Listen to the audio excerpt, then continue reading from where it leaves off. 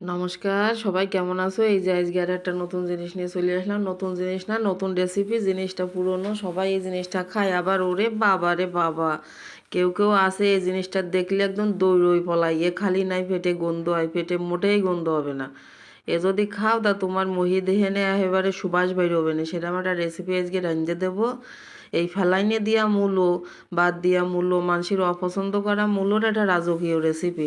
মূলোগুলোই দেখো ডাইসে কুড়াই নিয়েছি, কুড়াই নিয়ে এইদিকে একখান মাছের মাথা ছিল ফ্রিজের মধ্যে।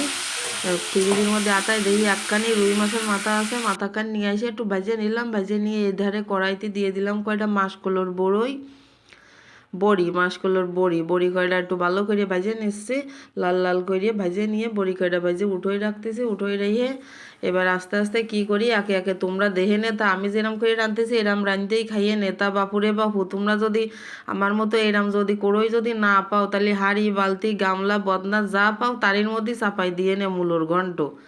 আজকে মূলোর যে রাজকীয় ঘন্টটা রাঁধতেছি, তাই রান্দার জন্য তেজপাতা, শুকনো জাল আর জিরে আর দিয়ে দিলাম দুডেশখানি আছে, সেই দিয়ে দিলাম।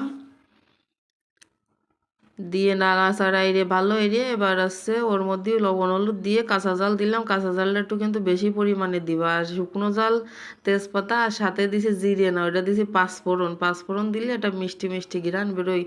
যে কোনো নিরামিষ তরকারি বা ঘন্ট রান্না করতে গেলে যদি তোমরা তার মধ্যে পাঁচফোড়ন দাও, তাহলে সেরকম একটা ভালো ঘ্রাণ বেরোয়। এবার একটু রাখিয়ে রাখলে 5 মিনিট পরেই সিদ্ধ হয়ে যাবে। সিদ্ধ হয়ে গেছে, এবার দিয়ে দিলাম দই নিয়ে জিরে আর আদা বাটি দিয়ে বাইটিয়ে মশলাটা ওর মধ্যে ভালো এটা মিশিয়ে নিয়েছি। মশলাটা কিন্তু তেলের পরে দিয়ে না, ওই তরকারির পরে দিয়ে দিয়ে নে, তাহলে বেশি ভালো হবে না।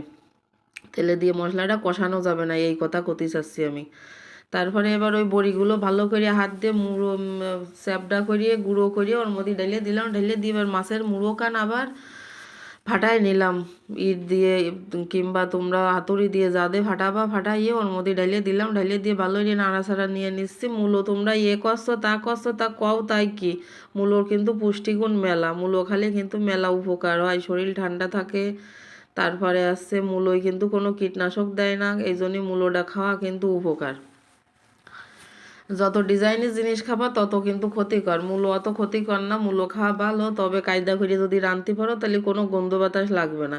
এবার ওর মধ্যে দিয়ে দিলাম কয়টা ধনিয়া পাতা কুচোইয়ে। ধনিয়া পাতা কুচোনো দিলে জন্য একটা আলাদা রকমের একটা সুবাস বেরোবে না। আর দিয়ে দিলাম আমার সেই ঘরে বানানো মশলা, তাই 2 চামচ দিয়ে ভালো করে নাড়াচাড়া দিয়ে নিচ্ছি। নিয়ে ওর সাথে ভালো এরে একেবারে মিশিয়ে দিচ্ছি। মিশিয়ে দিয়ে এপাশ ওপাশ করে রান্না আমার প্রায় শেষ। এই যে শেষ হয়ে গেছে রান্না, নামাই নিয়ে চলে আসলাম। দেখো কি কায়দা চেয়ারা হয়েছে, মনে হচ্ছে এ দিয়ে আজকের 1-2 হাঁড়ি ভাত টাইনি উঠোই দিতে পারবা না। তা মাখাইয়ে গরম গরম হাত পুড়ে যাচ্ছে। ধোয়া ওটা হোক, ঠান্ডা হোক, গরম হোক, যে ভাত হয় হোক, এর সাথে যদি এইটা খাওয়া যায় ভাতের সাথে, তা একেবারে সেই স্বাদ। দেখো গালে কতক্ষণে এক গাল দিচ্ছি, আর মনে আছে আবার কতক্ষণে এক গাল গালে দেবো। এবারে মনে আছে পেটের মধ্যে গেলেই আমি বাঁচি, আর গালের মধ্যে দিতে পারলেই শান্তি। শান্তি আর শান্তি। ভালো লাগলে লাইক কমেন্ট শেয়ার করে দিয়ে নে।